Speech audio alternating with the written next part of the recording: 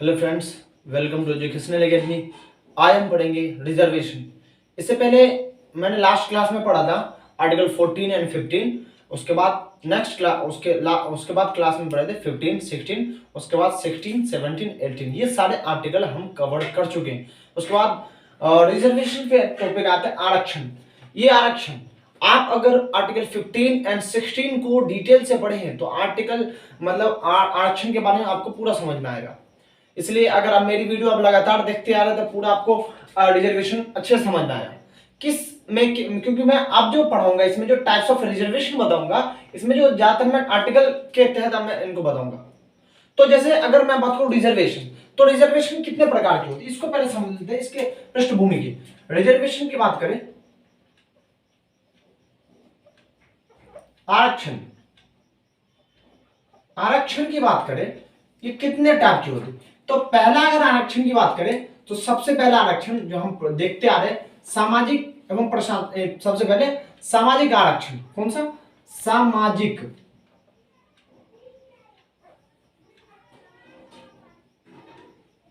राजनीतिक, सामाजिक राजनीतिक आरक्षण। दूसरा बात करें तो जो आपको शैक्षणिक संस्थान में जो आरक्षण मिलते हैं, जैसे शैक्षणिक आरक्षण। अगर हम तीसरा बात करें तो सरकारी सेवाओं में आरक्षण, सरकारी या लोक नियोजन में जो आरक्षण मिलती है, सरकारी सेवाओं में आरक्षण। इतनी प्रकार की आरक्षण भारतीय संविधान बात करता है। भारत का संविधान इतने प्रकार के आरक्षण का बात करता है। तो सबसे पहला अगर बात करें तो राजनीतिक आरक्षण। कितना? राजनीतिक आरक्षण की बात करें तो राजनीतिक आरक्षण आर्टिकल कितने में दर्ज है? ये बात करता है राजनीतिक आरक्षण के बाद आर्टिकल 330। आर्टिकल 330 संसद के अंदर जो आरक्षण, जो केंद्रीय संसद मंडल है, संसद के जो अंदर आरक्षण जो सीटें निर्धारित की, आरक्षित की गई है सीटें, वो आर्टिकल 330 के अंदर राजनीतिक आरक्षण की बात करता है। और आर्टिकल 332 है जो राज्य के विधानमंडल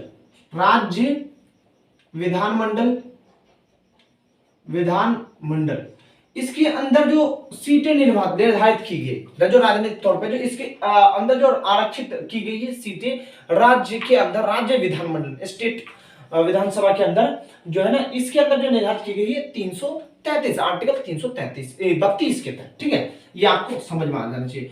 अगर हम बात करें शैक्षणिक संस्थाओं में आरक्षण, तो हम अगर लास्ट क्लास में अगर आर्टिकल 15 पढ़े तो आर्टिकल 15 क्लोज 4 में, आर्टिकल 15 क्लोज 4 में इसी की बात का जिक्र, जो आर्टिकल 15 क्लोज 4 यही बोलता है कि एसटी/एससी के लिए शैक्षणिक संस्थाओं में प्रवेश में कुछ छूट मिलेगी ये। और इसी तरह आर्टिकल 15 क्लोज 5 भी बोलता है कि इसमें ओबीसी, इसमें एसटी/एससी प्लस ओबीसी के लिए भी शैक्षणिक संस्थाओं में प्रवेश में छूट मिलेगी।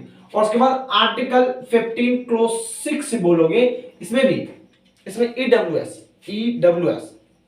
मतलब वीकर सेक्शन जो होते हैं उसके लिए 10% आरक्षण की बात करता है। इस टाइप से मैंने पढ़ा दिया लास्ट क्लास में। अगर हम सरकारी सेवाओं में आरक्षण की बात करें तो सरकारी सेवाओं में आरक्षण की बात अगर आर्टिकल 16 पढ़े हैं कि लोक नियोजन में अफसरों की समानता, आर्टिकल 16 बोलता है, अनुच्छेद 16 बोलते हैं कि लोक नियोजन में अफसरों की समानता।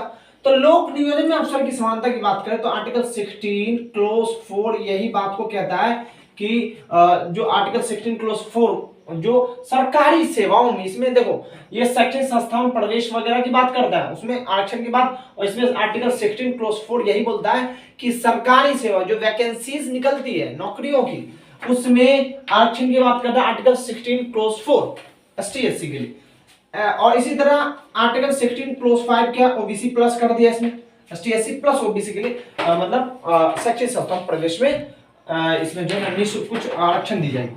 इस तरह आर्टिकल 16 क्लोज 6 ये है आर्टिकल 16 क्लोज 6 जो ईडब्ल्यूएस के लिए, कौन किसके लिए? ईडब्ल्यूएस के लिए आरक्षण की बात करता है। आर्टिकल 16 क्लोज 4 इस टाइप की बात आपको पता है। तो हम टाइप्स ऑफ आरक्षण, टाइप ऑफ रिजर्वेशन पर आर्टिकल जो आरक्षण की बात करें, अगर हम इसका पृष्ठभूमि जाने तो पृष्ठभूमि इसका ये एक चीज देखोगे, पृष्ठभूमि तो एक 1900 में 1909 की बात करें तो 1909 भारत शासन अधिनियम आता है। कब? भारत शासन अधिनियम 1909 की बात है। भारत शासन अधिनियम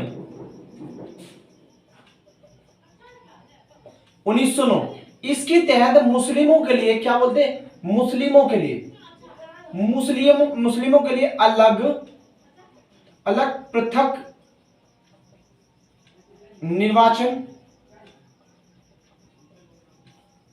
की कुछ सीटें आरक्षित, कुछ जो सीटें हैं आरक्षित की जाती है ब्रिटिश गवर्नमेंट की तरफ से। और यहीं से एक तरफ से देखोगे अलग मतलब रिजर्वेशन की बात यहीं से उठती है। ये तो इसकी शुरुआत थी, लेकिन अब अगर थोड़ा डिटेल जाओ तो 1932 की बात है।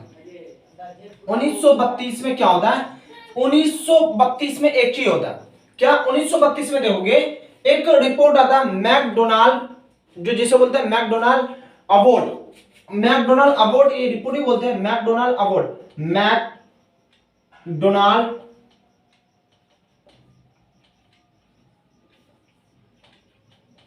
अवार्ड। यह आता है 16 अगस्त 1932 को आता है।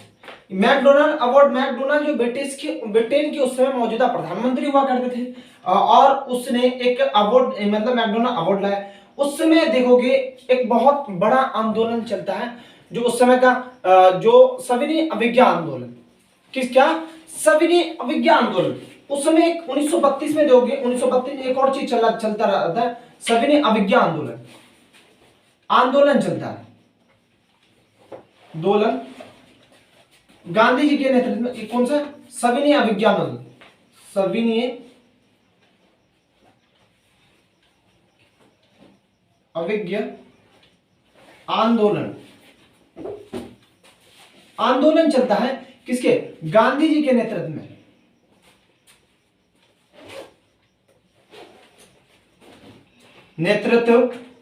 में।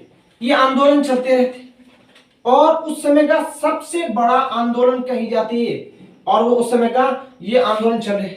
और एक आया मैकडोनाल्ड अवार्ड आया, इसके तहत जो एक रिपोर्ट मांग करी जा रही थी, जो ब्रिटेन से जो मांग करी जा रही थी डॉक्टर अंबेडकर द्वारा, अंबेडकर जो थे एक अलग पृथक निर्वाचन मंडल दलितों के लिए, किसके लिए, दलितों के लिए अलग पृथक निर्वाचन मंडल मांग कर रहे थे, पृथक निर्वाचन मंडल। और इसके तहत ऐसा माना जाता है इसको ये मांग कर रहे थे और उसी समय ये रिपोर्ट आता है मैकडोनाल्ड रिपोर्ट, उसके तहत इसको कुछ सहूलियत मिल जाती है। और इसी के खिलाफ गांधी जी जो इस समय के सबसे प्रमुख नेता थे सविनय अवज्ञा आंदोलन के, और इसी के तहत गांधी जी जो अनशन पे बैठ जाते थे उस समय गांधी जी उस समय डेट याद कर लो, ये डेट याद है 20 सितंबर 1932 की बात है। इस दिन गांधी जी की बात कर दी, गांधी जी जो थे यरवदा जेल, कहां थे, यरवदा जेल में बंद थे। कहां पे, यरवदा जेल के अंदर बंद थे। किसके अंदर, यरवदा जेल के अंदर बंद थे, ठीक है। और उसके अंदर वो मतलब अब जेल के अंदर बंद, क्यों, इसको गिरफ्तार कर लिया गया था इस आंदोलन के चलते और ये बंद थे। और उसी जेल के अंदर वो अनिश्चितकाल भूख हड़ताल के लिए बैठ गए थे, अनशन पे, इसको बोलते अनशन पे बैठ गए थे, भूख हड़ताल बोल सकते, भूख हड़ताल।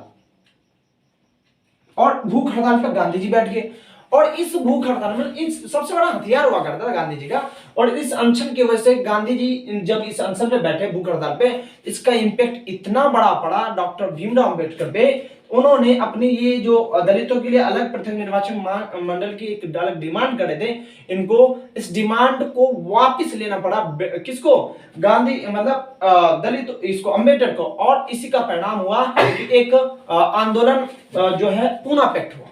जब भूख हड़ताल पे बैठे, ये 4 दिन भूख हड़ताल पे रहे और 24 एक डेट और याद कर रही है आप, ये इसमें डेट इंपॉर्टेंट के रूप में मैं ही आपको लिखवा रहा हूं। एक डेट और है जो इंपॉर्टेंट है, एक है जो आप ये दिन आता 24 सितंबर 1932। इस डेट को क्या होता है, गांधी जी और गांधी जी प्लस अंबेडकर, डॉक्टर भीमराव अंबेडकर के साथ एक होता पूना पैक्ट। अब ये इसी की वजह से ये पूना पैक्ट एक बनता है रिजर्वेशन का कारण, यहीं से रिजर्वेशन स्टार्ट हो जाता है। पूना पैक्ट की बात करें, यहीं से रिजर्वेशन का स्टार्ट, अब यहीं से रिजर्वेशन स्टार्ट हो जाएगा। क्या चीज है, पूना पैक्ट। अब इस पूना पैक्ट का इतना इंपैक्ट पड़ता है, ये तो पूना पैक्ट में कौन कौन सी बातें हुई थी वो देखो। इनको दलितों के लिए अलग जो निर्वाचन मंडल, इसको बंद किया, मतलब इसको क्लोज करना पड़ा। निर्वाचन की जो मांग कर रहे थे दलितों के लिए पृथक निर्वाचन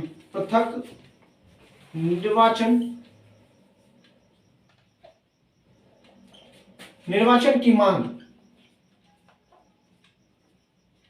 पर बैंड लगा दिया गया। इसको बोला आपको ये मांग वापस लेना पड़ेगा और इनको वापस दे दिया गया।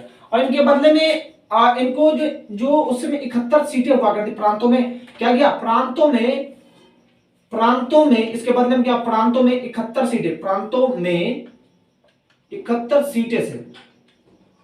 सीटें से बढ़ाकर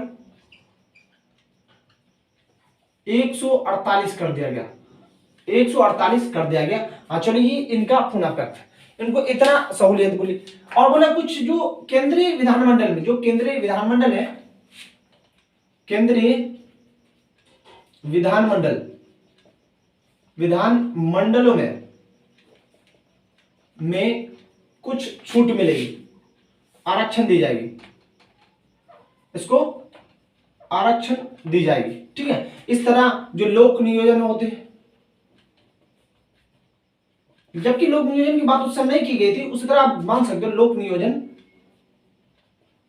में छूट, लोक नियोजन में जो अफसरों की असमानता होती, इन सब में उनको छूट की बात, ये पूना पैक्ट में ये सारी बात हुई थी। आपको ध्यान रखना है पूना पैक्ट किसके बीच में हुआ था, तो गांधी जी और अंबेडकर के बीच में हुए थे। कब, तो 24 सितंबर 1932 को हुआ था ये डेट। उसके बाद पूना पैक्ट से ही एक जन्म होता रिजर्वेशन का। जो आज रिजर्वेशन का इतना क्राइसिस देखते हो, यही पूना पैक्ट का परिणाम है। पूना पैक्ट क्यों हुआ था उसका भी मैंने रीजन बता दिया। अब पूना पैक्ट से देखोगे, ये तो हो गया आजादी से पहले का। अब थोड़ा देखते हैं आजादी के बाद। अब आजादी के बाद क्या होता है, देखो आजादी के बाद क्या होता है। अब इसका इतिहास देखते हैं आजादी के बाद, इसको नोट कर लीजिएगा आप। आपको 20 जब इसका आप डीपली पढ़ेंगे तो सारी चीज आपको पूरा समझ में आएगा। फैक्ट रटने से कुछ नहीं होता। तो अब इनको देखिए, आजादी के बाद क्या होता है। जब ये बात पहले हो गया और आजादी के बाद क्या होता है,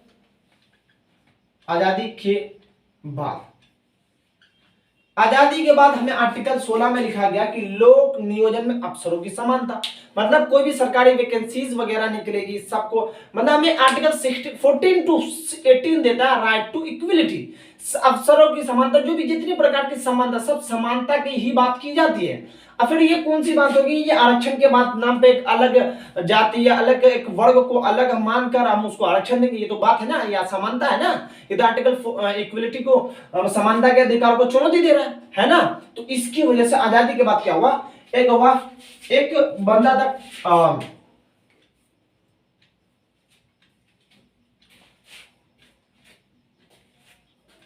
एक होता चंपकन दोराइजन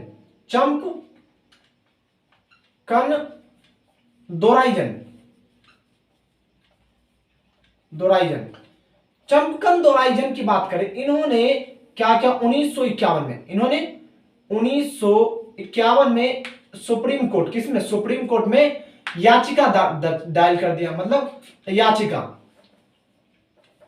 याचिका डाला था, व्यक्ति होगा या वकील होगा उसका कंफर्म नहीं पता, लेकिन इन्होंने सुप्रीम कोर्ट में, चंपकन दोराइजन ने सुप्रीम कोर्ट के अंदर याचिका दायर कर दी। और सुप्रीम कोर्ट ने कौन सी याचिका, वो इसका आधार बनाया कि जो आरक्षण दी जाती दलितों को, जो आरक्षण दी जाती है, ये आरक्षण गलत है, ये गैर संवैधानिक है। मतलब हमें आर्टिकल इक्वलिटी को, राइट टू इक्वलिटी जो मिली है, समानता के अधिकार, जो आर्टिकल 14 से 18 के बीच में इसको उल्लंघन करती है, इनको चुनौती देती है। और सुप्रीम कोर्ट ने, आप सुप्रीम कोर्ट का निर्णय देखिए, तो सुप्रीम कोर्ट ने आर्टिकल 16 का को आधार बनाकर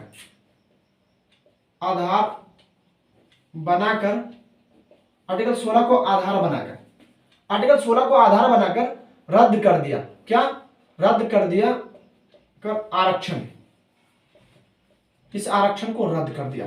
क्योंकि उस समय कोई कानून नहीं बना हुआ था, आरक्षण किस टाइप से, कोई कानून नहीं था, कानूनी प्रक्रिया नहीं थी, फिर भी चले आ रहा था और आरक्षण दे रहा था। और चंपकन दोराइजन ने इसको जब अपील किया तो आर्टिकल सुप्रीम कोर्ट ने आर्टिकल 16 को आधार बनाकर इनको रद्द कर दिया गया। अब देखो, क्योंकि भाई उस समय कानून नहीं था, इसलिए उनकी बात माननी पड़ी और उनको रद्द करना पड़ा। लेकिन राज्य जो है, इस समानता राज्य जो है, जो वर्ग हजारों साल से नीचे आ रहे हैं, उनको उठाने के लिए कुछ ना कुछ तो करेगी ना। तो इसलिए राज्य प्रथम संविधान संशोधन करते, प्रथम 1951 में प्रथम फर्स्ट अमेंडमेंट, कॉन्स्टिट्यूशन अमेंडमेंट करते, प्रथम संविधान संशोधन, प्रथम संविधान संशोधन करते हैं 1951 प्रथम संविधान संशोधन के बाद उसको क्या कहते हैं? प्रथम संविधान संशोधन के बाद इसको फिर ले आते आरक्षण को आर्टिकल 15 क्लोज 4 के तहत आरक्षण एक संवैधानिक संवैधानिक अधिकार हो जाता है। मतलब संवैधानिक हो जाता है और इस तरह से आप देखोगे आरक्षण मिल जाता है और आरक्षण दे दिया जाता है। और एससी को 15% और एससी को 15% और एसटी को जो दिया जाता है 17.5%। इस टाइप से आरक्षण की बात करके उसको आरक्षण दे दिया जाता है। ये है आरक्षण एसटी एससी के लिए, इतिहास उसका है। अब एसटी एससी के बाद ओबीसी का आरक्षण, ये मेन मुद्दा ओबीसी का आरक्षण का देखो, ये बहुत इंपॉर्टेंट, आप नोट कर लीजिए और आप आशा है कि आपको अच्छे समझ में आ रहा होगा। अब हम ओबीसी के आरक्षण पे जाते हैं। ओबीसी का आरक्षण क्या होता है? देखो, ओबीसी आरक्षण हमको बताते हैं। किसकी बात करें? ओबीसी की। ओबीसी की आरक्षण की बात करें, ये है 1953 की बात। आरक्षण, रिजर्वेशन, ठीक है। ये रिजर्वेशन कब आता है? देखो, सन 1953 की बात है। कब है?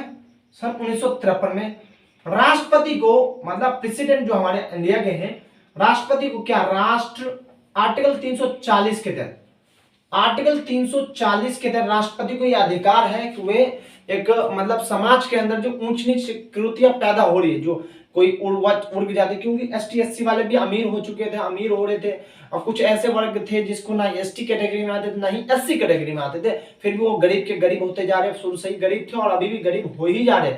इसको ऊंचा उठाने के लिए इनको अलग एक कमेटी गठन की जाती है जिसको बोलते हैं कलेरकर आयोग। कलेरकर आयोग बोलते, क्या बोलते हैं? कलेरकर आयोग। ओबीसी के लिए राष्ट्रपति जो ना, राष्ट्रपति क्या बोलते हैं?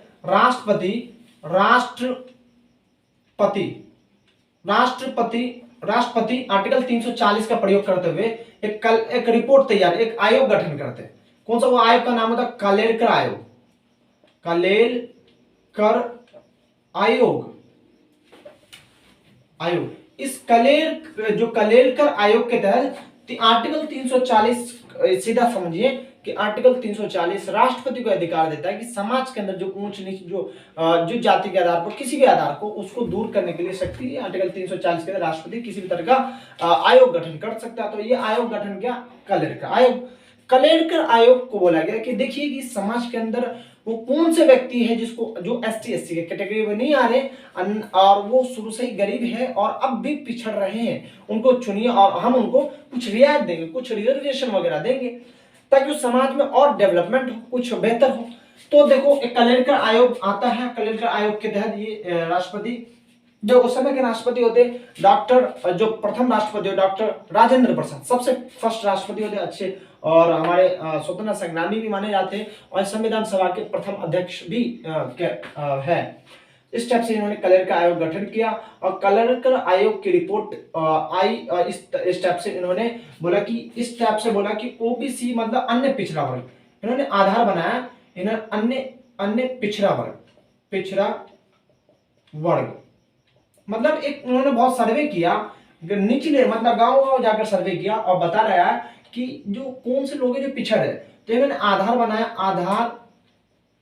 आधार जाति का रखा, क्या है आधार जो इनका रहा जाति, इनका जो आधार बनाया जाति, मतलब जाति को आधार बनाया, क्या बनाया जाति आपका एक आधार रहेगा, जाति को क्या बनाया आधार, ठीक है, जाति को आधार बनाया, और इस आधार पे उन्होंने ओबीसी का, इसको बोला गया ओबीसी अदर बैकवर्ड कास्ट, इनको रिजर्वेशन की बात करेंगे, इनको कुछ आरक्षण दी जाए।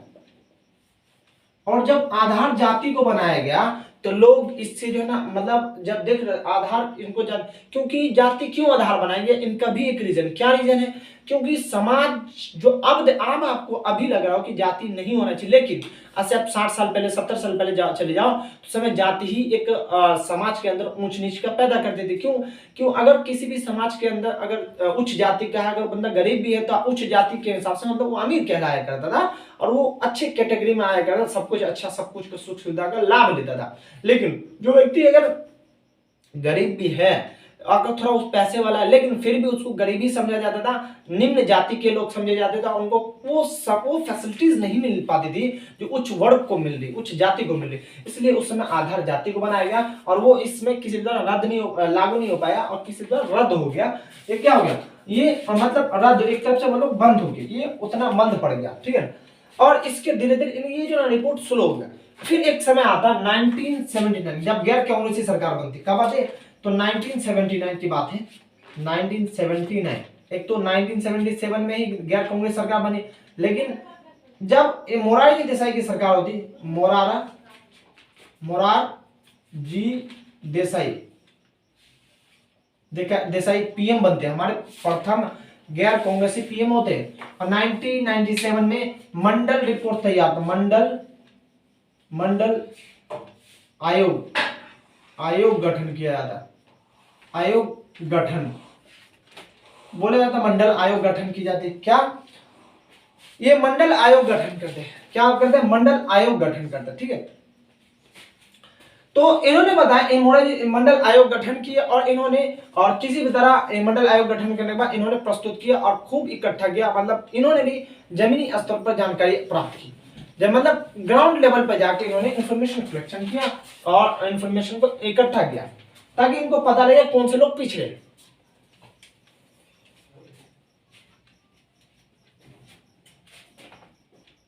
मंडल आयोग फिर इनका गठन किया, और मंडल आयोग को गठन करने के बाद, और फिर देखो 1979 में ये रिपोर्ट मंडल आयोग गठन किया गया, और 1980 के बाद क्या होता, मतलब पार्टी मतलब दल बदल जाती है, मतलब संसद में देखोगे गैर कांग्रेस सरकार की जो पीरियड रहता है, तो जो समय का जो सरकार रहती है, जो पार्टी सरकार बदल जाती है, सरकार बदलने के बाद इंदिरा गांधी की सरकार आती है, मतलब इंदिरा गांधी की सरकार आती है, तो ये भी फिर जो मंडल आयोग का जो ये गठन किया गया था, ये भी अपना रिपोर्ट प्रस्तुत जल्दी नहीं कर पाती, और ये स्लो चलता। और फिर आगे 10 साल बाद देखोगे 1998 में, ये राजनीतिक उथल पुथल का दौर, 1998 में जब इस समय वीपी सिंह प्रधानमंत्री बने थे, वीपी सिंह प्रथम गैर कांग्रेसी सरकार बने थे, इस समय प्रधानमंत्री पीएम बने थे, हमारे पीएम बने थे, और उनको पीएम बनाया गया था जब वीपी सिंह प्रधानमंत्री बने। वीपी सिंह इनको जब प्रधानमंत्री बनाया गया, तो इस समय है ना मंडल आयोग की रिपोर्ट प्रस्तुत की गई। मंडल आयोग की रिपोर्ट क्या हुआ, मंडल इनको 10 साल का बाद जो रखी गई, तो उनको मंडल आयोग रिपोर्ट प्रस्तुत की गई।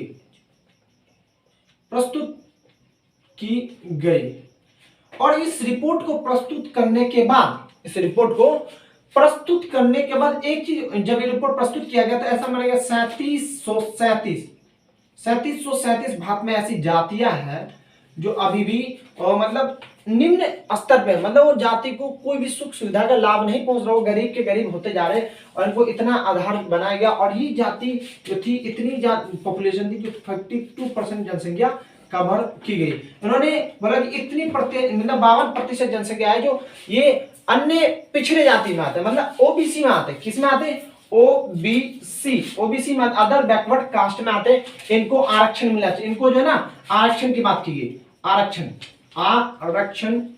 कितने मिलने चाहिए? इनको 27% आरक्षण मिलने चाहिए।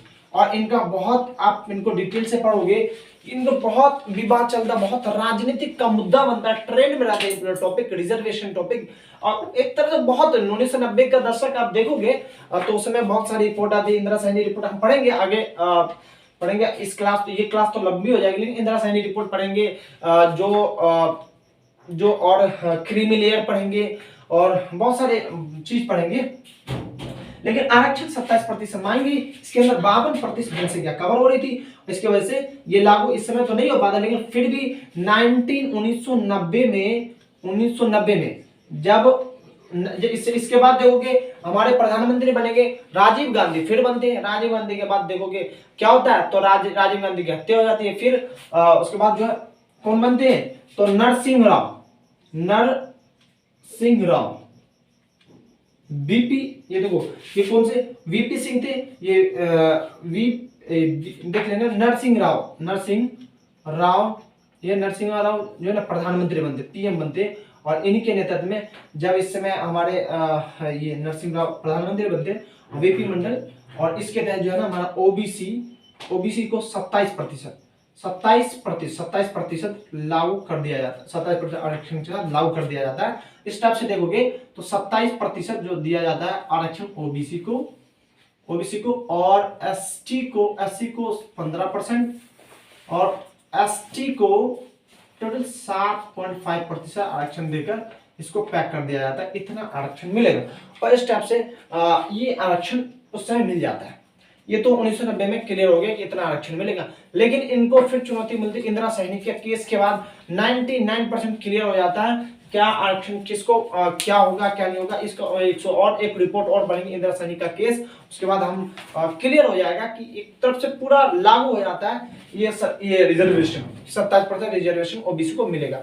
इस टाइप से हम नेक्स्ट क्लास में हम इंदिरा सैनी का रिपोर्ट, क्रीमी लेयर, परिणामी ज्येष्ठता का नियम और जो बहुत सारी चीज है जो आरक्षण वगैरह में आते हैं, रिजर्वेशन वगैरह में टॉपिक 3-4 केस है, नागरंजन रिपोर्ट आई थी, बहुत सारी रिपोर्ट है, उनको पढ़ेंगी। नेक्स्ट क्लास में मिलते हैं नई टॉपिक के साथ, रिजर्वेशन का ही होगा। तब तक थैंक यू।